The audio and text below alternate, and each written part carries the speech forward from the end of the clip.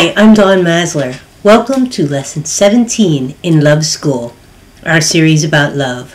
Today we're going to talk about finding a man to sweep you off your feet. As a love coach, one of the first questions I ask a client is, what are your goals? What do you wish to get out of working with me?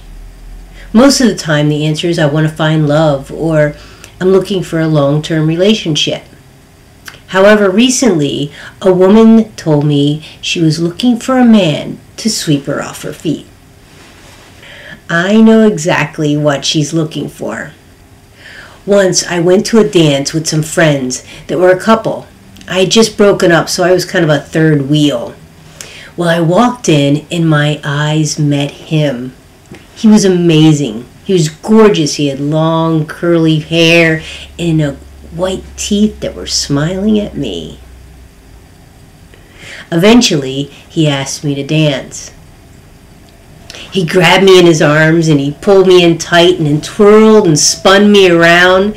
We stared into each other's eyes and danced and swooned all night. He was an amazing dancer and the evening was magical. My friend's boyfriend came up to me afterwards and he said, I never saw two people that were more in love. We had just met, but he had swept me off my feet. So you're probably wondering, are you still together now? No. We dated a while, but after that night, we couldn't recapture that initial feeling again. That euphoric, dreamy feeling was produced when my body released norepinephrine. It's momentary. It floods your system and heightens your senses. It's part of your fight or flight response. And just as you experienced during an accident, time seems to slow and you get a type of tunnel vision. In our case, where it was like we could only see each other, causing it to feel like it was just me and him in each other's arms on that dance floor all night long. That's what my friend was referring to as love.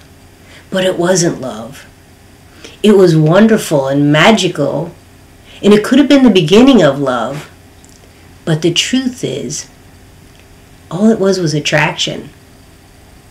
Sexual attraction, that is. In other words, it wasn't love, it was lust. And because norepinephrine is temporary, the feeling didn't last. The relationship took its normal course. We dated a bit and decided it wasn't enough of a match to continue. So is it wrong to look for that enchanted feeling of being swept off your feet? No, but realize it really doesn't mean anything. It's just a temporary sensation meant to get two people close enough to consider each other more, not to make a major life decision.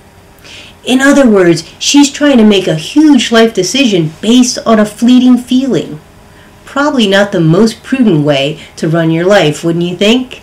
She's making a decision of a lifetime, potentially the person to spend the rest of her life with, based on a fleeting feeling. I've seen women spend more time deciding on a pair of shoes to buy. Would she run into a store and purchase a strappy sandals based on solely how they looked in the window? I don't think so. She would at least try them on and probably walk around a bit. So why wouldn't she give a potential life mate the same scrutiny? Go out on a few dates, see if it fits, and then make a decision. Just because that cute pair of Jimmy Choos looked good on display doesn't mean they're going to feel good or look good. That initial feeling is going to go away. Here is where that list I mentioned last week becomes important. Don't focus so much on the ephemeral mood. Focus on what you want in your life. Once you find someone that has the characteristics you're looking for, those neurotransmitters leading to love have a chance to build. By the way, just because you don't have that feeling instantly doesn't mean you're not going to have it later. Couples can experience those enchanted nights after being together for years. There's tricks to make it happen, and I'll explain how in a later episode. But for now, instead of looking for that feeling, try to find someone you genuinely like, and then build a solid relationship on that. A relationship that could last a lifetime. And remember, if you're looking for someone to sweep you off your feet, you could land on your ass. I hope you enjoyed this episode of Love School. If you did, please leave a comment and tell me if there's something you'd like to talk about. And of course, don't forget to subscribe so you don't miss a thing in Love School.